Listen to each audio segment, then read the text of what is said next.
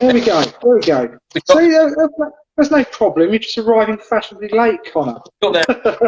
Got there in the end. Exactly. Don't worry, mate. To be honest, it's obviously built up the interest anyway because everyone's still signing on and stuff. How are you anyway this Monday? Yeah, mate, yourself. Yeah, I'm good. I'm good. I'm good. I was just explaining to everyone, Connor. Obviously, this is the very, very sort of first episode really in this sort of mini series that we're doing at the moment with the club at Bedford. Yeah. So we might as well start with one of the stars, right? Stars. No, not really. Be humble. Very modest, very humble. So obviously, I only saw you 2 days ago anyway. And Yes. you know, time just seems to fly, doesn't it? So let's talk about this family connection first of all. Connor at the club, because obviously Dad is first team coach, and obviously you're a player. Yeah. What is that like? I mean, people ask me about it. Is it weird? But not really. I don't particularly call him Dad in the changing room. I call him G. Yeah. But yeah, it's pretty normal to be fair. I have a bit of a pop at him, but yeah, he does the same as me. So yeah, it's pretty normal, I think. Cool. So let's reflect back to 2 days ago because that was a huge, important win, wasn't it? I know there's obviously the club's been on a good run recently, but to get that win and the way that the team done it, obviously winning 4-0 was, just absolutely unreal, wasn't it? Yeah, I think, like Gaffer said, every game now is the biggest game, But yeah, I think dominance, pure dominance, really, which was good to see. When you're going into a game, especially in the first half as a player, you're 2-3 up at half time. Changes everything. It settles everyone down. If you're 1-0 up or it's 0-0, it's always that.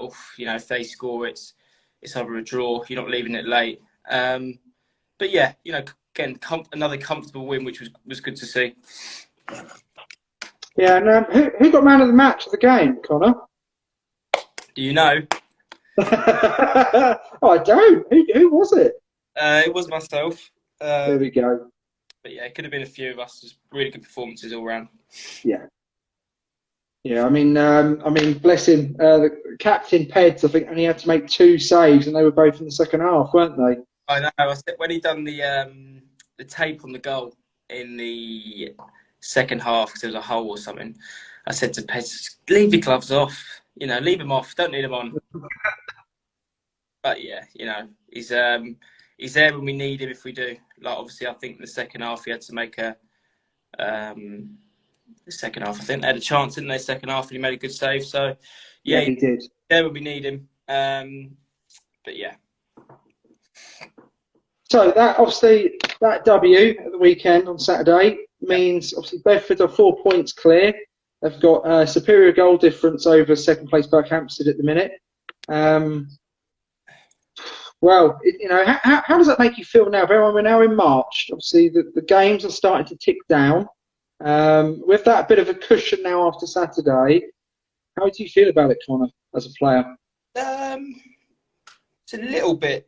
It's not say pressure off. No, I wouldn't say that at all. But yeah, it's a bit of a bigger gap. But again, there's still 8 games. It's 8 or 9. So yeah, it's nice. But again, I think they're playing Tuesday. So then if they win that, then again the pressure's on us for our game in hand. So it swings and roundabouts really. But yeah, it was nice to see that Barton scored quite late on. There was a bit of a buzz around the change room when I think Joe Steele told us on Twitter. But yeah, it's good. But again, like Gaffer said, just don't concentrate on anyone else. Do our job and get. If we win every game, win the title. It's as simple as that, really. But not as easy as that. But yeah, like you said, concentrate on yourselves. Don't look at anyone else. Well, that mentality and I think that approach, obviously by the gaffer and the squad, is obviously clearly working because this form the side's in at the moment is clearly, it must be one of the best runs the club has had probably in the last 2 decades, I would have thought. Because I believe we're looking at 14 or 15 unbeaten at the moment, which is just mad. I think, obviously, we don't really know, to be fair. But I remember a couple of years ago with Nathan Abbey, I think we got to maybe 12. Wasn't that? But yeah, win-wise, yeah, it's got to be up there, definitely, I think. So we have to mention your strike partner, your sort of partner in crime at the top, obviously Rene. It was nice that the club put out earlier that obviously he bagged his 25th goal of the season. Yeah. And I think Dan the Man, commercial manager Dan Coulthard, put on Twitter that I think it's the first time that had happened since for the last, I think, 15 or 16 seasons. I think that Yeah. goal tally. Yeah. What is your relationship with Rene? How is it? I mean, it's great with everyone, but you know, Yeah. he's good for me for how we play massively. You know, big man, small man, but he's yeah, I think we do a little double fist pump when one of us score, but no, it's just pretty. But he's yeah, he's good for me. You know, he wins flick-ons, he'll hold the ball up. Yeah, quite old-fashioned, but it's obviously working. So yes, it's just a good relationship. But like you say, you've got to have mini partnerships everywhere on the pitch. You have your two centre, either you win back with your centre half, or your two central midfield players, or your three. You have to have that. It can't just be either your two front men. Because if your two centre halves are arguing, or they're not a partnership, then you're going to concede goals. So you've got to have mini partnerships all over the pitch, really. But yeah, no, it is good.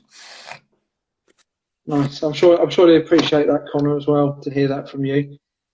So let's rewind back in time a little bit. Because obviously, Dad, G, Yeah. Graham, whatever we want to call him tonight. Obviously, he had a good football career himself. So, what was that like growing up as a child? That father figure in your life, that footballing knowledge, that experience. How did that impact on you, Connor? Yeah, I've been asked this before. I think again, it's great for like when you're growing up, maybe sort of 7+ about tips, stuff like that. Yeah, he was harsh. He was. I wouldn't say he was like over the top, but he was definitely, kept me in my focus. I mean, I wanted to play football anyway. It's not like he really pushed me into it. Well, since I could walk, basically. But yeah, no, it was. It was. You're privileged to have that.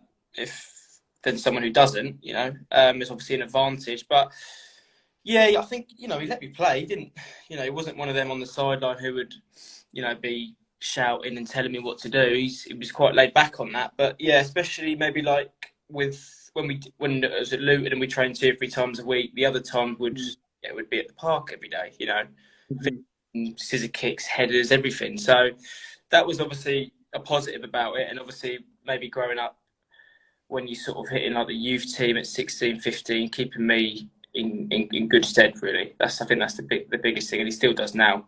It's that support of you can always go to him and ask him. But yeah, like you say, we're really close. We're pals, so it's good to have that. It's lovely to hear that. Yeah, it's good. Have you actually had a chance to sort of watch some of his games when he was younger? It's difficult because obviously when he was playing, a lot of. I don't think a lot of them are on YouTube, but he's got a lot of tapes up north where he used to live, and we used to watch it when we was grandma and granddad. He was different from me, I would say. He was a lot different.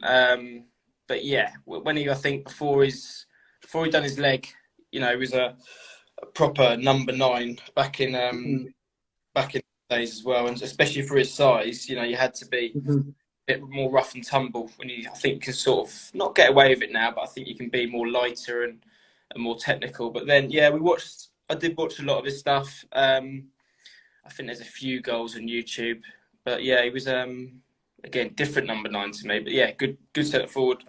Good centre forward. Nice. Right, so whilst we're on the subject of growing up, we have to sort of plug it, Connor, because obviously although you're very much an Eagle and have been for a while, you're also very much got strong links, obviously because you're Luton background. You can probably tell from my accent, I was born that neck of the woods as well. So obviously as a youngster, you're obviously at Luton, and I believe, I've done some digging myself, you still, to this day, hold the record for the youngest player in a competitive game for Luton Town. I think so. Yeah, I haven't Googled it, but yeah, I think so. Yeah. Yeah, I think it was so obviously 15 years old. I think it was something like 139 days. It's something like that. It was a League Cup game, wasn't it?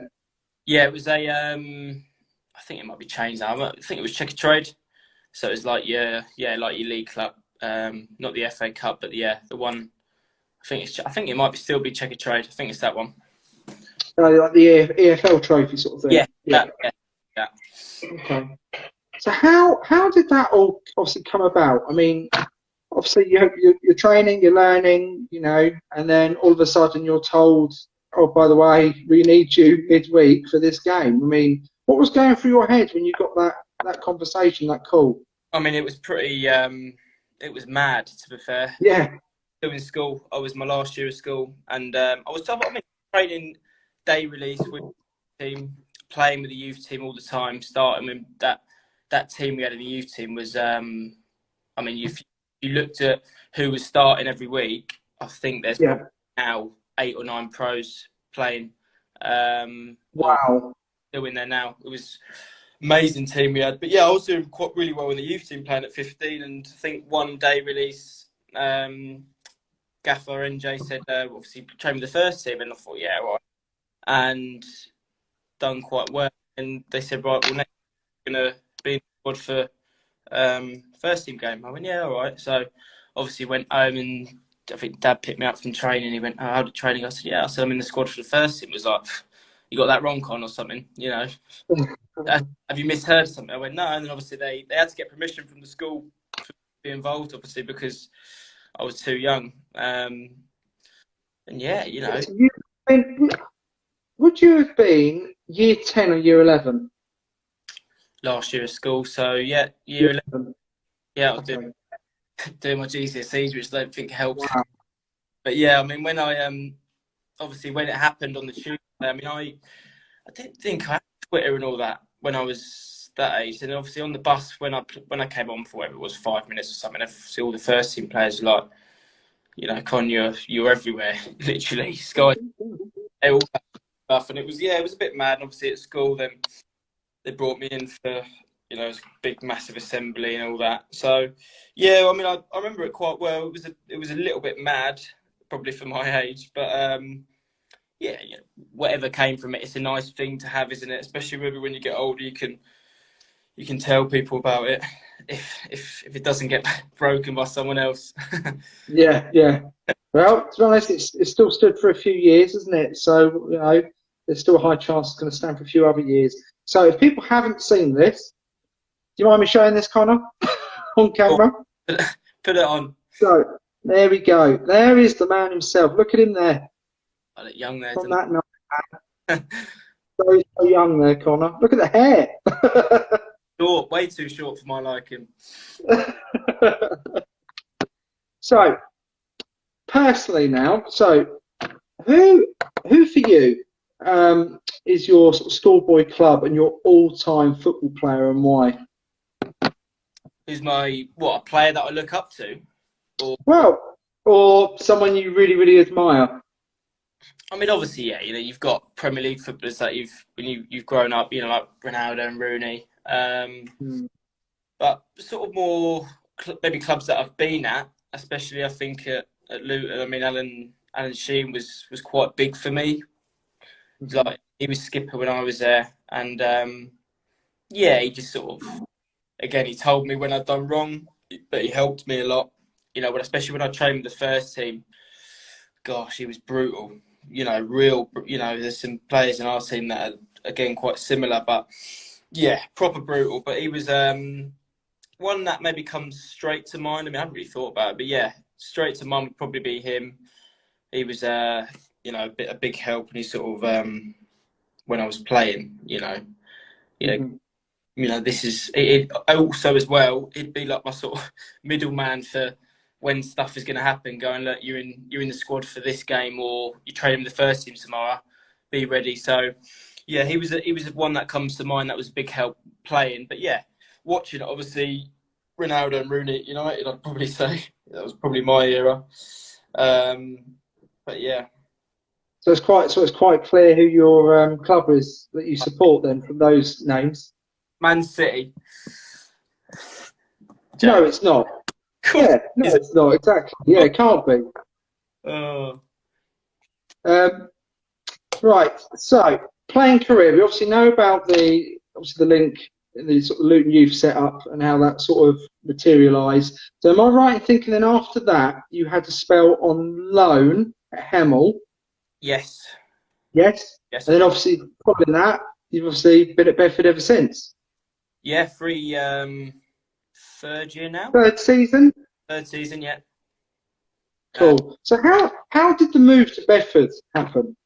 I remember that well. I mean, it was coming out of Luton. I obviously my last year at Luton, I had a really good season. I think I scored 33 or something like that in the youth team, and I was skipper. And obviously, everyone said you're going to get a pro, and I was like, yeah, whatever. Yeah. Again, didn't work out, and everyone's like, what? You know, why? But again, they didn't have an under 23s at the time, so it was the best thing, definitely, because obviously you either playing youth team or you're going into the first team, which obviously wasn't going to happen because obviously they were getting promoted, 5, 6 brilliant forwards, and trial to Watford for a while, probably 3 or 4 months, and I went back, going back to the training ground sometimes at Luton, going, yeah, trial at Watford, but no, again that happened, and again a few trials at some, Reading, Burnley as well. Actually, I didn't want to go to the Burnley one because again Bedford came in early because obviously I've played against them a few times. My dad played against them, and Darren Sol, I think, was going to be the manager of Bedford before he went to Yeovil, and obviously knowing John as well, so they got in there early. Again, obviously a great, obviously leaving for Luton, a great deal that they offered me. So went to the Reading trial, and I was thinking, I don't really want to be away from home this time. I'm still a homeboy, so I just sort of said to him, nah, I don't really want to do the trials anymore. And obviously I told Burnley, because it's quite draining doing the trials, and some people still do it now, and I say fair play to them. People trial for years and try and get that move, but it wasn't for me. I wanted to play first team football, wherever it was at, first team football, men's football, because that's what I think was going to be most beneficial for me. And I turned back and said to John, and Siley actually left to go Yeovil, but I said to John, and obviously I knew Nathan Abbey from Luton, so that was the right choice for me. Obviously, 5, 6 other clubs in non-league were after me, but nothing that appealed to me. Obviously being G was at Bedford as well, and he was, because I really didn't know about how big Bedford was as a club before they said to me, and he does said about how big the club is, etc., what they've got, massive potential. So yeah, it was that was the one for me when I signed. But yeah, third season now. So yeah. Wow, that is a very impressive insight, Connor. So I hope the fans watching this are really going to appreciate that, because that's probably a lot of information a lot of them do not know about. So thank you for sharing that. Yeah. So, if you were to analyse these 3 seasons at Bedford, break them down for us. Okay. First season was quite enjoyable actually, because I was fresh into non-league. And I actually played in centre midfield, believe it or not, for Nathan Abbey, of a deeper role. And we did okay. We were sort of a bit hot and cold, to be fair. We'd win 2 or 3, draw a couple, lose a couple. But yeah, it was. I really enjoyed it. Being, it's an important game. Every game's important. The second season, gosh, stop-start. It was frustrating. Started playing a few games, bang, lockdown, trying to keep fit, doing your runs, and you'd have 3 or 4 months off again. It was really frustrating that year. And back end of the season, when Ducks left, obviously Gaffer came in, and then that's when it sort of got a bit more of a rhythm to it, I think. Obviously, ever since he's come in, the last, I don't know how many games. Oh no, Gaffer didn't come in the back end of the second one. He started as soon as Ducks left at the start, and obviously as soon as this season started, it was pretty much good all the way through, really, wasn't it? There's no stop starts of COVID, and yeah, as you can tell, it's going really well. But yeah, the second season was. I mean, I still played. I think we played maybe 10, 15 overall games, but yeah, it was just annoying. You know, you play, you cut off for 2 or 3 months, and you got to run around the park yourself. You know, it wasn't enjoyable at all. No, I can still vividly remember. You just never knew whether games were going to get called off as well. It was just, I just surely hope we never, any of us in football or sport, go for anything like that ever again. So Connor, that first season, 2019, you were voted Fans Player of the Season. Is that right? Yeah, first one, yeah. Not bad, not bad. And obviously this season, so I had a look at your goals tally. I know because I messaging you not long ago, actually. But you've already got 16 this season. Yeah. 16 so far. Happy with that number? Don't know. I don't know. I mean, it's good. I wouldn't say it's not good, but I think for some of the chances that I've had, I know it's cliche. Oh yeah, if you scored this goal, you're not going to score every goal. Of course you aren't. But the ones that I've had, and, the pitches at this time are tough to play, and I must say, but definitely at least I think I should be on 22, 25. Definitely played every game, centre forward, but yeah, fairly happy. 16. I mean, most of my goals are in the league; they're not in the cup, but yeah, fairly good. But I've set my target of obviously 20 for the season, which I don't think's enough, but it's not. It's not bad. But yeah. Well, it's still showing progression, isn't it? Season on season at the moment. So yeah. Cool, thank you. So you mentioned it literally a couple of minutes ago. So I need to ask this. So for you, what were the challenges going from that, obviously quite intensive at times, set up at Luton and then obviously at Hemel, and then coming into non-league football in step 4? What were the challenges for you in that process? I think I dealt with it fairly well because I see a lot of now at Bedford, because again, the first year or two we had loads of players in and out, and you see the young lad that comes in 4 or 5 games, see you later. It can be like that. It's hard. I think I dealt with it fairly well. I mean, I didn't score many, but being in the changing room and dealing with it, when I walked into the changing room, you've got like half of them are sort of my age, younger, and then you've got half the little corner of the oldies corner. I went straight to the oldies corner and sort of got mixed in straight away. So I think that helped. I want to deal with it. I want to be involved in it. I don't, not to be any of that. But yeah, it can be hard for young players coming straight into it. You look at Drew was the same. Drew went straight into it after leaving Luton, and if you do well, you can be playing a fairly good level of football at 18, 19, 20, which is what you want. You don't want to be not playing at all, and then you hit 22 and you haven't played any 13 games for a pro, and then you haven't played any non-league games. You want to be hitting it early, which I sort of did, which was good. Yeah, I enjoyed it going into that sort of. You got to win. It's not, it's not friendly. You sort of you're changing positions or whatever. But I enjoy it. I still enjoy it now. Cool. So, what for you then in non-league football? What are your likes and dislikes? Oh, that's a hard one. Again, like I said, dislikes are sometimes the easiest, I think, because the common theme for I think some players is they always say the refs at times. I don't want to go into it, but I mean, Linos for me as being a forward. Yes, I can imagine. I'm not a fan of Linos, to be fair, but I mean, the qualities of refs obviously aren't going to be as good as some of the other leagues, of course. I wouldn't say that too much because I don't, I'm not like some of the other lads who get booked a lot, but yeah, Linos,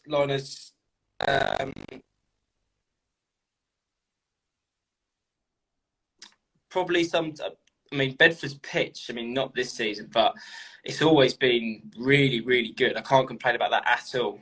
But yeah, sometimes you're away on a Tuesday night and in middle of winter, you know, you're not playing one touch football. Yeah, I'd probably say that as well, maybe dislike, but like I said before, it's real, you know.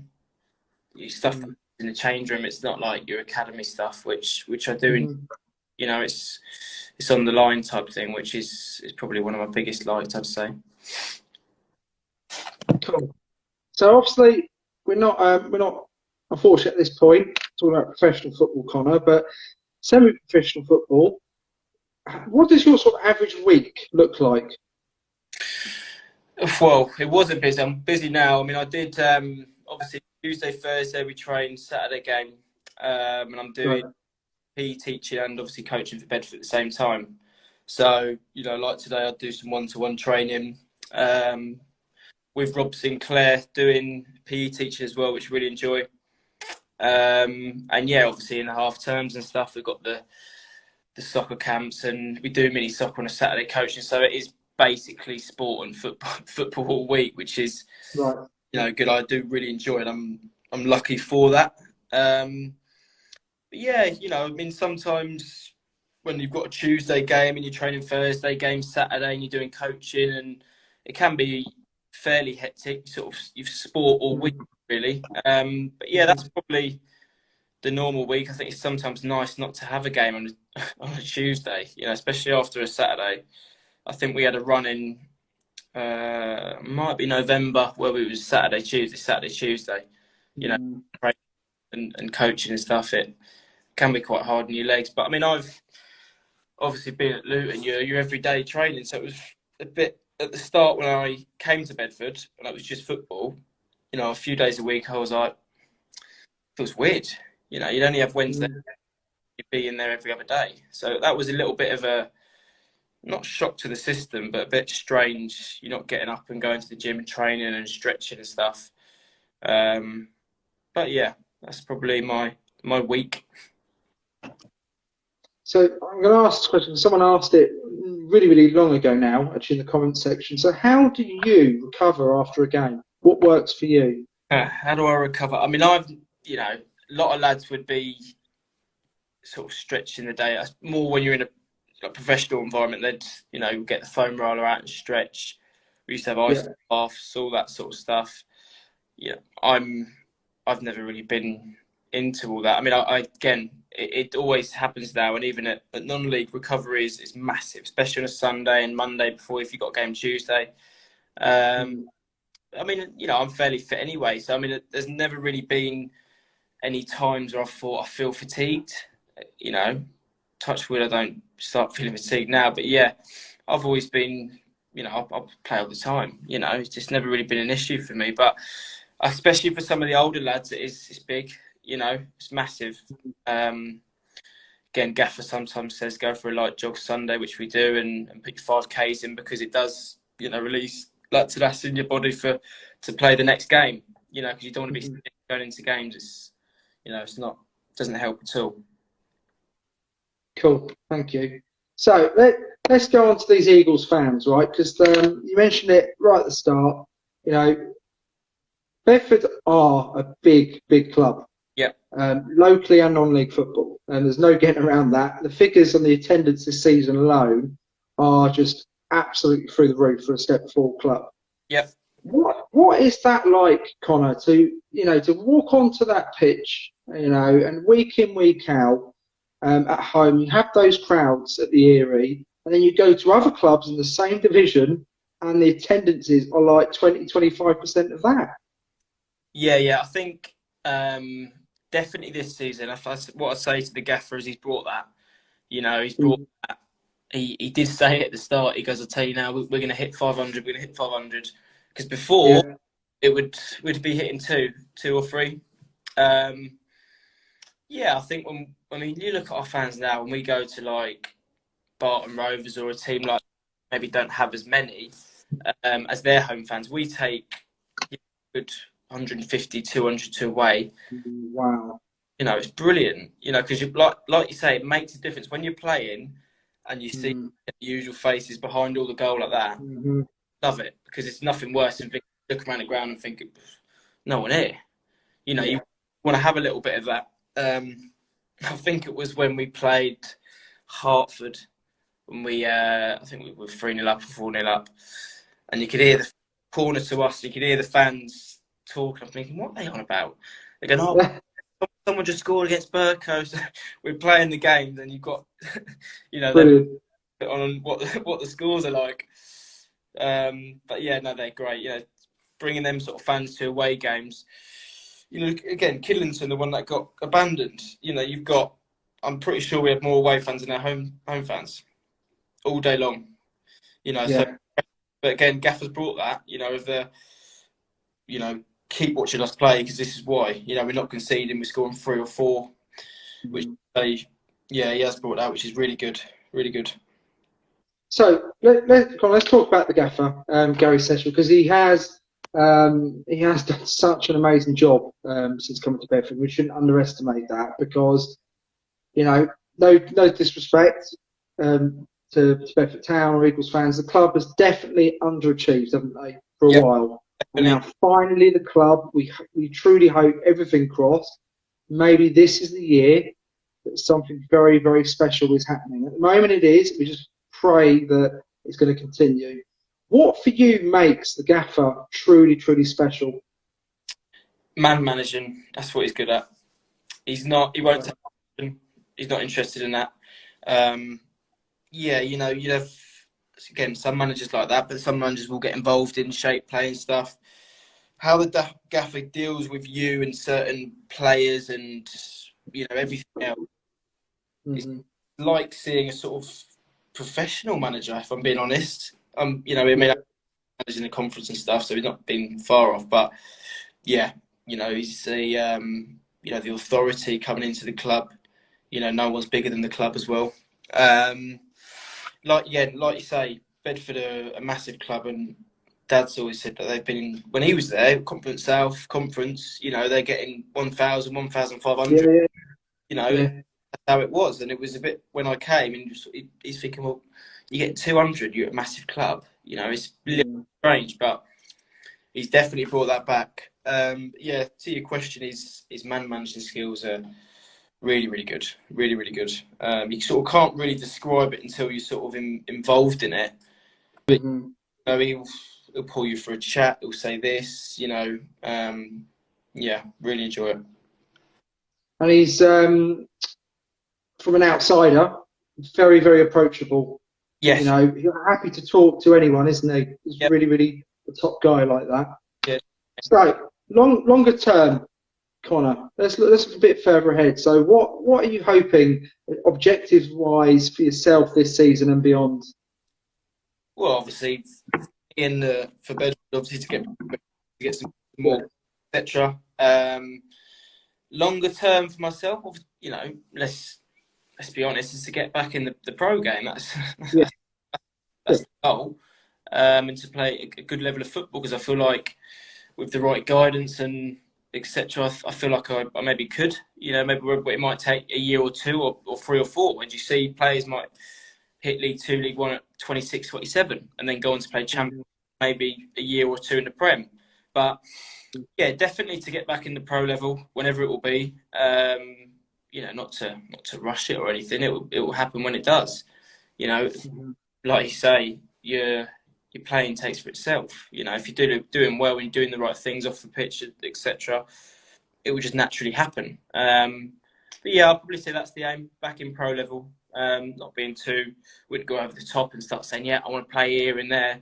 And wouldn't set my goals too low and say I want to play, Conference South or the league above. Because with all due respect, Bedford, we should be in that league. Club, maybe even teams that we've played in the league above and the league above that. In my opinion, not much difference at all. It's just getting out of this league, getting the league above. Over a course of a season, it can be challenging. But yeah, I'd probably say getting back into it full time, probably whenever it happens, if it does happen. yeah, and obviously in the meanwhile, doing what you're doing at Bedford, which is obviously outstanding, banging those goals and helping set some up as well, and getting the boys up. Mm. So let's just wrap it up with next game, because it's not long away. We're looking at less than 24 hours now till kick-off. Bed's FA quarter-final cup tie against Biggleswade. Here's a question. Do you know if you're in the squad yet, first of all? I think everyone is. Okay. As far as I'm aware. Okay. What is it a distraction, the game tomorrow, with everything that's going well in the league? No, I don't think. I No. think if we look at it like that and start saying, oh, you know, injuries and people resting. Again, I totally agree with the resting part of it, but you know, as a mentality of just next one, win the game, win the next one. Yeah. Yeah, I mean, I think I won that at Luton when we was there, but again, it'd be nice to get to the final or you know, even win it or. Yeah, why not? But yeah, you know, look at the teams in there; they're all our sort of level. So why not? Yeah, but it's good for the cup. Is good for some of the younger lads as well younger lads, but you know, Paige and Elliot to play some 90 minutes. I mean, they've both been playing at Ainsbury and doing really well. So yeah, it's good for players who haven't played as well. And obviously, I think Maka might be back as well to maybe come on for a bit, hopefully, because he's sort of getting back fit now. But yeah, you know, I think if you look at it like that, maybe it's a bit, you sort of put more pressure on yourself. You know, if you go into a game and go, oh, I don't want to get injured this game, you know, it's just, can't look at it like that. You just got to bang, play the game as normal, and things will take care of itself, really. And are you confident for tomorrow? Yeah, I'll start or come on or play a little bit, however it will be. But yeah, I think it's it'll be a good one. You know, it's quarter final, so obviously if we win, I think the draw was today, wasn't it? So I think we play the other Biggleswade United. Yeah, the other Biggleswade. There's 3 or 4. Yeah, confident. Yeah. Okay.